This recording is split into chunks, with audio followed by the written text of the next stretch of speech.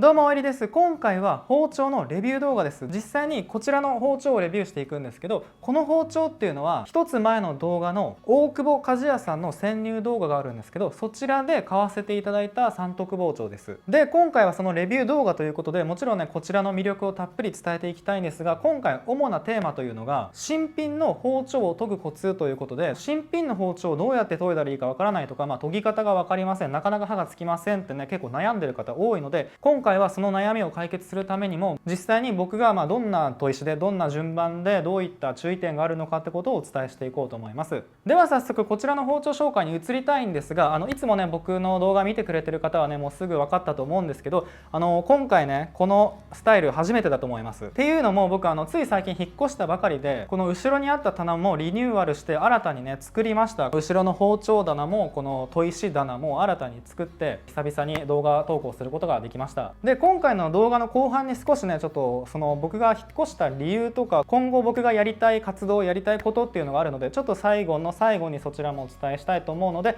是非最後までお楽しみください。それでは早速今回の包丁の紹介から。ではまず開封シーンからご覧ください。はい、今回のこの包丁っていうのは実際にその時に打ってもらったものをその包丁をくださいって言って購入させていただきました。で、実際に箱がこのような化粧箱に入ってまして、中身がねこんな感じになってます。後ほどねこの説明書とかどういったねことが書いてあるのか説明します。実際包丁を出すとこのような感じでそのラップで包まれてるんですが、これっていうのはその表面にね油がコーティングされてるんですよ。で、その油が乾燥しないようにおそらくねこのラップを貼ってるんじゃないかと思うんですが、実際自宅で包丁を研いだ後とか使った後その油でコーティングして錆びないようにねしてる方いると思います。その油ってどうしてもやっぱり乾いてくるんですよ、結構時間が経つと。だから油をしたからといってもうね永久的に錆びないってね思わずに、定期的にちゃんと確認してあげるようにしてください。で、乾いてるようだったらまた油を塗り直すとかね、油が乾燥しないようにこんな感じでラップに包むとか新聞紙で包むとか、そういった作業が必要になってきます。はい、でラップを剥がしてこちらもうすごい綺麗ですよね。で、見てわかる通り、黒打ち包丁なんですよ。この黒い包丁っていくつかあるんですけど種類が、この黒打ちっていうのは本当の黒打ちです。その本当のっていうのはよくね黒染め加工の黒打ちで言ってる人もいて、包丁を磨いた後に黒染めしてるそういった黒い包丁もあるんですね。実際にちょっとお見せするとこちらですね、この包丁っていうのは黒染めの黒包丁です。で、これっていうのは本当のその黒打ち仕上げの包丁です。はい、なのでこういった黒にもいくつか種類があるので、そういったことも覚えておいてください。で、この刻印ですね、この包丁っていうのはその裏ですね、裏側に阿波丸勝という刻印が入ってます。阿波というのはその徳島のことです。徳島のその旧名が阿波ですね。で、丸勝っていうのはそのちょっと前まで丸勝、その丸に勝って入った丸勝っていうものがあったんですが、それが文字になって漢字の丸にで勝という表記に変わったそうです。で、そのじゃあ勝って何かっていうと、桂町の勝ですね、それで勝ということみたいです。はい、では次気になる包丁のスペック紹介します。こちらの包丁は文化包丁 180mm 青鋼2号で割り込みというものなんですけど、文化というのはね三徳包丁のことです。この文化包丁っていうのはそのね場所によって形が結構違うんですよ。今回の場合はよく言われる三徳包丁ってやつですね。三徳、文化、万能とかいろんな言い方あるんですけど、要は三徳包丁です。で、その文化ってなるとなんか切り付けみたいになってるものを文化ってね言ってるとこもあったりとか、ちょっと様々なので、その文化包丁の形については。で、180mm は刃渡りですね。刃渡りが 180mm、ごく一般的な三徳包丁です。だいたい165か180です。では次に青鋼2号、これは材質の名前で、だいたい鋼の包丁って言ったら日本鋼とか木紙とか白紙とか青鋼っていうのがあって、この青鋼っていうのは一番硬いです。その中でも。だから特徴としてはその一度刃がついたらなかなか落ちにくい切れ味の持続性が最も優れてるのをその青鋼と言います。で、その大久保鍛冶屋さんはその青鋼をメインとしてるそうですね。要望によってはその白鋼をね希望する方がいたら白鋼で作ることもあるみたいですが、基本的には青鋼を使っています。で、割り込みですね。その前回の動画でもあった通り、もう実際その鋼を中にね割り込んでましたよね。まさに真ん中の芯が鋼で、両側が軟鉄といって柔らかいんですよ。そうすることで全体がね硬くなりすぎず、その衝撃に強いんですよ。そして側面が柔らかいことで研ぎやすいんですね。割り込み包丁っていうのはそういったメリットが挙げられます。ただ1個注意しなきゃいけないのが、こういった両刃の包丁の場合、5対5の割合で研がないとその刃先に鋼が出ないから、ちゃんとね両刃研ぎしないといけないんですよ。これを誤って片方だけで研いじゃうと、いずれその柔らかい軟鉄が刃先に出ちゃっていずれ切れなくなっちゃうので、その両刃の包丁っていうのは絶対にね、5対5じゃなくてもいいんですが8対2とか、とりあえずちゃんと研ぎながらその鋼がね刃先に出てるかどうか、このね境目を見れば分かるので、ちゃんとねその刃先に鋼が出るように研ぐようにしてください。では次、使用している絵は頬の木です。頬8って言われるんですけど、8っていうのは8角のことですね。この8角に関しては僕がちょっと希望しました。希望しなかったらその頬の丸ですね、栗型のものがつきます。でお値段ですね、お値段はこちらで9300円です。もし頬のその栗型にするのであれば500円安くなって8800円です。で購入方法についてはちょっと長くなるので動画の後半でお伝えします。では次、この包丁のその刃の形のことなんですが、この包丁は以前ねこちらの動画で出したセーバータイプの分類です。ただちょっと特殊で、セーバーなんですけど、その切り刃の部分、砥石に当てる面の部分に関しては若干ハマグリになってます。で平の部分っていうのはこの部分ですね、この側面の部分、ここの部分に関してはこの包丁、この黒内包丁の特徴なんですけど、デコボコしてます。完全に平らではないです。はい、という形状になってますが、この状態を維持しながら研ぐのも、この状態を崩すのも個人の自由なので、もっとね薄くしたかったらもっとねこの切り刃を広げればいいし、もっと鈍角にしたかったらもっと刃を立てて鈍角にすればいいし、それは、自分のね作業に適した刃の形にするようにしてください。はい、では次、こちら包丁の説明書みたいなものなんですが、大久保鍛冶屋さんのことも書いてありましたので、読ませていただきます。こちらですね。手作りならではの切れの良さ、人が住むところに鍛冶屋あり。かつては料理や農作業を使う道具を作る職人がどこの町や村にもいました。鉄や鋼を焼いて叩いて刃物や道具を一つずつ丁寧に作る仕事はまさしく手作業の職人技。しかし近年産業化による大量生産で鍛冶屋の仕事も職人も減少の一途をたどっています。今では数少ない職人の一人、大久保義正氏は一人前になるには20年40歳を過ぎてやっと自信を持ってお客さんに製品を渡せるようになったと言います。大久保さんは嗜好品のナイフなどは作らず、実用品のみ、量産品にはない質の高さと使い勝手の良さ、何度も修理して刃がなくなるまで半永久的に使用できる手打ち刃物作りに今も変わらず励んでいます。ということで、実際ね大久保さんもよく言ってたのが、本当に実用性のある包丁を作りたいってことをね強く言ってたんですよ。で実際にねお話聞いたのが、その大久保さんの包丁のそのコアなファンがね結構いるらしくて、本当にね一度使ったらなんか手放せないみたいなね人が結構多くいるみたいです。だからね、もし興味持った方、実際この後試し切りとか実際研いだりするんですけど、気になる方はね是非使ってみてはいかがでしょうか。では早速ですね、この後切っていこうと思うんですが、他の説明書でもすごく親切に包丁の保管方法だったりとか、家庭でできる研ぎ方だったりとか、そういったこともねご丁寧にね書いてありました。はい、では次、新品の状態の試し切りですね。まずコピー用紙をカットします。実際ねその切ってるとこ、切ってる音とかを参考に聞いてみてください。ではどうぞ。もうめっちゃ切れるんですよ、最初から。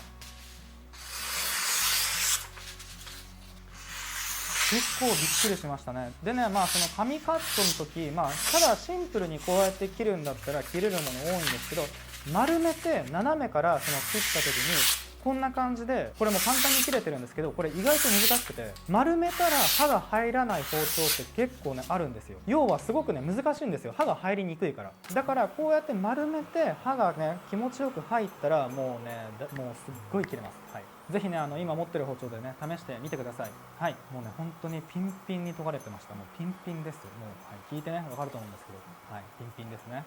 では次、実際に食材をカットしていきたいと思います。これもね新品の状態です。僕まだ研いでないです。もうね見て分かる通りトマトがもうねスッと切れるんですよ。スッと。でねお決まりのように僕トマトの薄切りをしてるんですが、もうはいもう左手添えずともこのトマトのこのへぎ切りですね、この横に切る切り方、平行に切る切り方なんですが、これね結構難しいからコツ教えてほしいって言われるんですけど、もう本当にもう肩の力抜きます。もう本当にもう包丁をこういう風にもうつまむだけです。で絶対にねその左に行こうとしちゃダメなんですよ。ちゃんと前後させる、前後させて、もうトマトの細胞を感じながら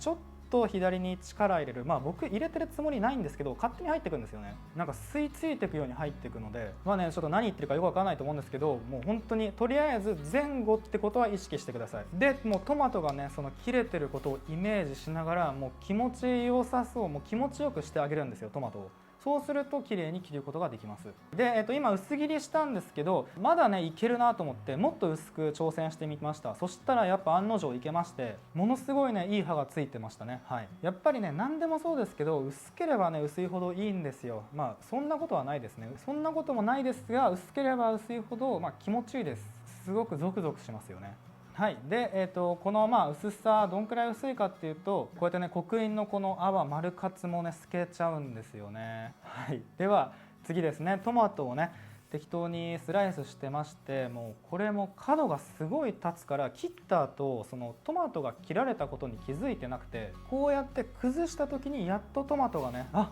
切られてたんだって思うんですよ。そうすることでもう美味しくなっちゃうんですよ。はい、では次、人参ですね。今から人参のジュリエンヌというものをやります。ジュリエンヌというのは西洋料理の言葉で、要は千切りのことです。細かくね千切りにしていくことをジュリエンヌと言います。このねジュリエンヌはね調理師学校の試験でも結構出てきて、これにね苦戦する人多いんですよ。なので結構その均一にすごく細いジュリエンヌをするってなったら難しいんですが、これができるようになったら本当にいろんな料理の幅が広がって、すごいできることがすごい増えるんですね。料理も美味しくなっちゃうし、切るのもね楽しくなっちゃうっていいことしかないので、本当に細かいねジュリエンヌをできるようになると楽しいですよ。はい、で切り物がうまくなるコツとして、その自分が切ったものをちゃんと後ほど見る。今回のこのジュリエンヌの場合は、その切った後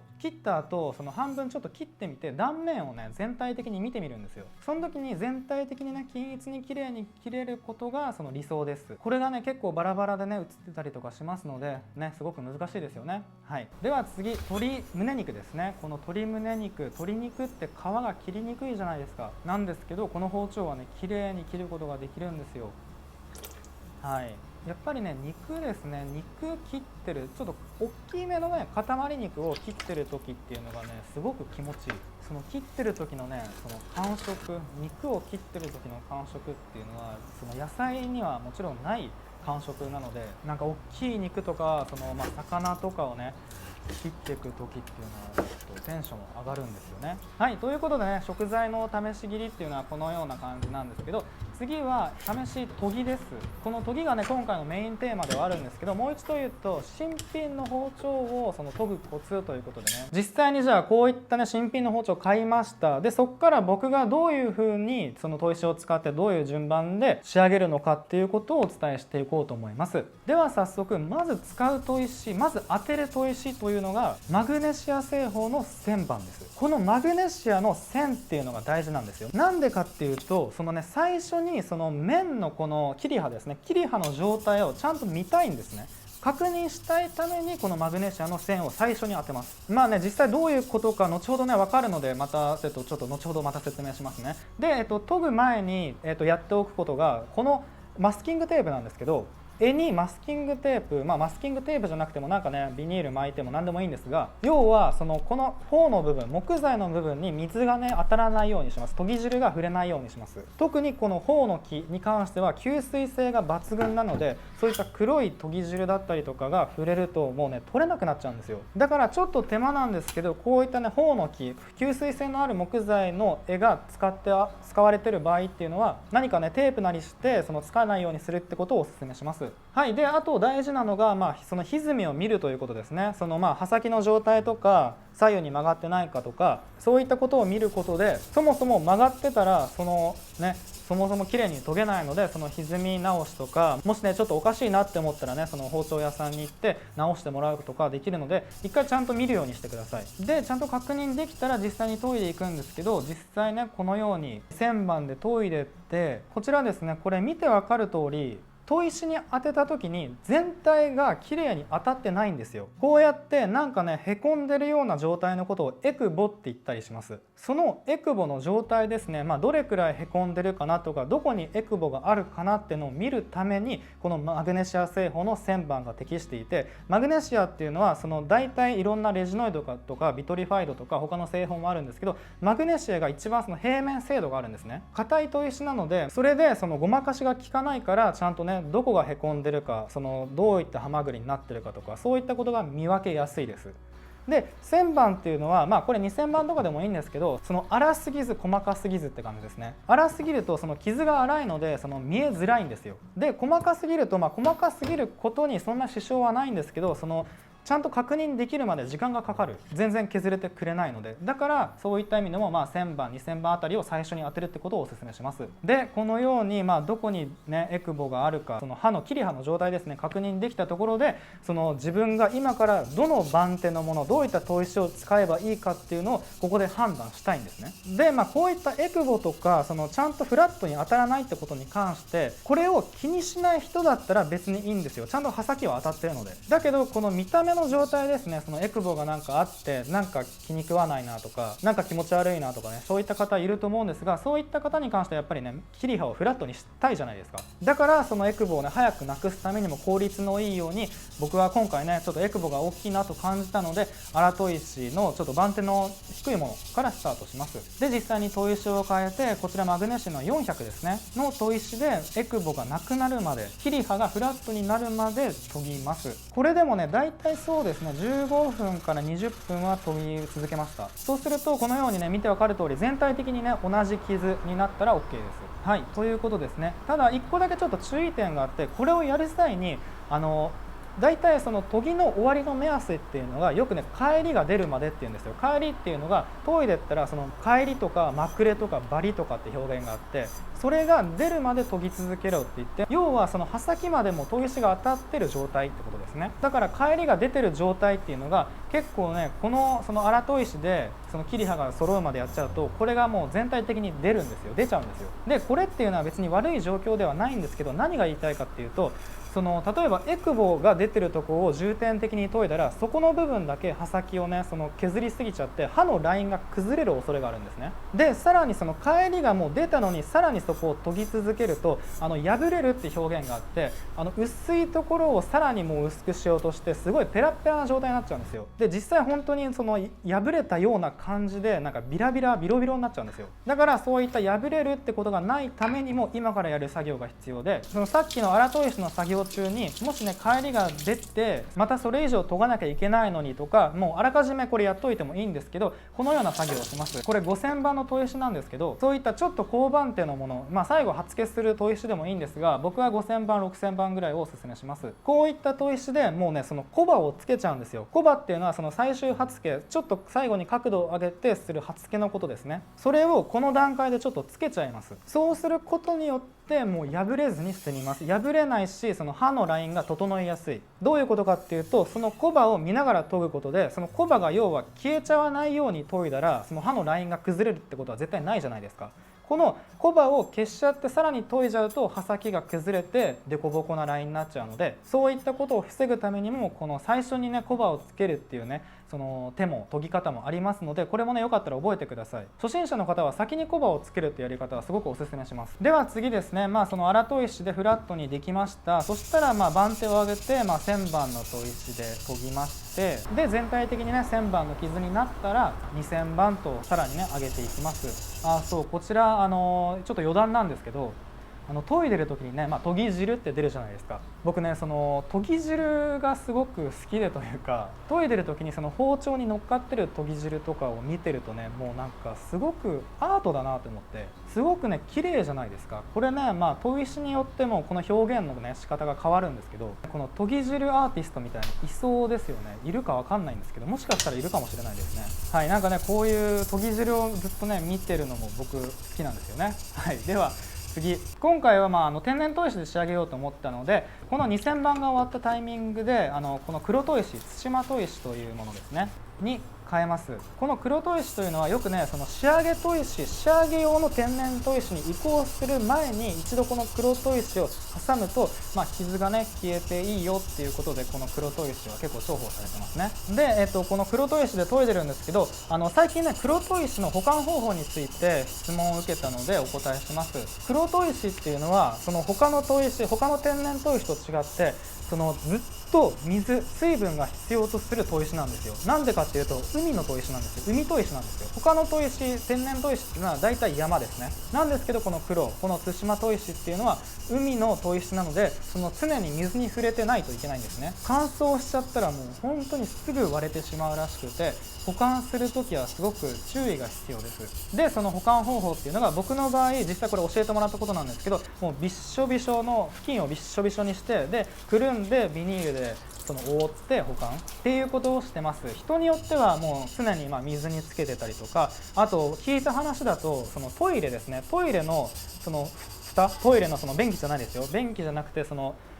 奥のとこですね、そこの中になんか入れといて、でしかもトイレって絶対使うじゃないですか。だから水が循環されてなんかすごいいいですよみたいなね情報も聞いたんですけど、すごくそれ面白いですね。ありだと思います。実際ねやってる人もいるらしいので、なんかそのトイレに置くってこと自体が全然 OK な方だったらすごくいいと思います。はい、で、黒砥石で研いで、で次に砥石変えて、白巣板ですね。で最後の仕上げで苫前の浅木です。これ勝負谷の砥石ですね。この浅木っていうのはこういったなんかかなり硬めの硬質の砥石です。硬めの砥石ね、個人的にすごく好みの砥石でして、いい刃がねつくんですよ。で今回はちょっとこれで仕上げました。今やってるシーンが刃付けのシーンですね。最後切り刃も研いで最後 OK ってなったら最後その鈍角にして、で小刃付けですね。その小刃の厚みに関しては好みです。もう糸刃といって本当に1回だけ刃をつけて、もう目に見えるか見えないかくらい、その糸のような刃をつけたその状態を糸刃っていうんですけど、それくらいに仕上げてもいいし、もっと厚めの小刃ですね。かけにくいように持続性がいいようにもっと厚めに小刃をね何回か引いて厚めにつけても、これっていうのはその人の好み、その人の作業によって合わせてやってください。この後さらに最終返り取りですね。最後ね、新聞なりなんか紙でねシャーっとやって、一応刃がついてるか確認するためにも全体的に当てて滑らないか確認してください。美しいですね本当に。はい、で試し切りですね。コピー用紙また切りました。これも音聞いてください。はい、もう気持ちくなっちゃいましたね。すごく気持ちくなっちゃいました。もう髪も気持ちよさそうですよね。やっぱりね切れるって素晴らしいんですよ。はい、そういう感じでね、こんな感じで以上です。実際新品の包丁を研ぐコツとしては、もう一度言うと最初にちゃんと見るですね。本当に実際不良品じゃないかってこともちゃんと見るっていうのもそうですけど、刃の状態ですねを確認するために、さっき言ったマグネシアの旋盤とかで最初当ててみて状態を確認して、そこからじゃあそれ以降どの砥石をね使っていったらいいかってことが分かるんですよ。でじゃあこの状態だから、じゃあこの荒砥石の何番を使おうとか、どういう製法の砥石を使おうってね迷えるじゃないですか。迷っちゃうんですけど、迷いたいんですね。迷うためにも砥石っていうのはね揃えましょう。もう全部揃えましょう。いろんな製法、いろんな番手のもの、そうすることでやっぱり研ぎがね楽しく、本当に技術がすごく上がります。いろんなね気づきがあるんですよ。例えば青鋼にはこの砥石相性良かったなとか、なんか同じ番手の砥石でも全然刃のつき方違うなとか、あの人はすごい研ぎやすいって言ってたけど自分は研ぎにくいなとか、本当に人によって研ぎ方って違うので、その力の入れ方とか動かし方とか向きとか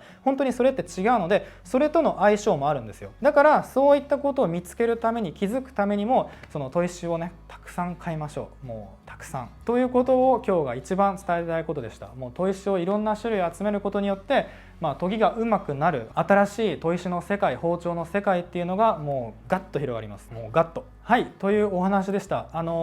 んだっけ、そう今からですね、この包丁の購入方法ですね。もしこの大久保鍛冶屋さんに包丁を頼みたいってなった場合は、一番いいのはもちろん直接行くことです。実際その場所に。そうしたら詳しくねやり取りできるじゃないですか。で大久保鍛冶屋さんの特徴として結構いろいろ要望できるんですよ。例えばこの文化包丁、この三徳包丁でももっと厚めに作ってほしい、もっと薄めに作ってほしいとか、もっと形をこうしてほしいとか、青鋼じゃなくて白鋼がいいとか、あと柄も八角じゃなくて栗型がいいとか、他のね木材がいいとか、そういったこともね要望できるので、直接行くのが一番いいです。ただもちろん場所的にも難しいようであれば一回電話していろいろお話をねしてで、購入その手続きをするってことがこの流れですね。オンラインですね、ネット販売っていうのはしてないので、基本的にもう直接行くか電話かでの注文方法になります。はい、でもう一つ大久保さんの包丁について注意点言うと、僕今回この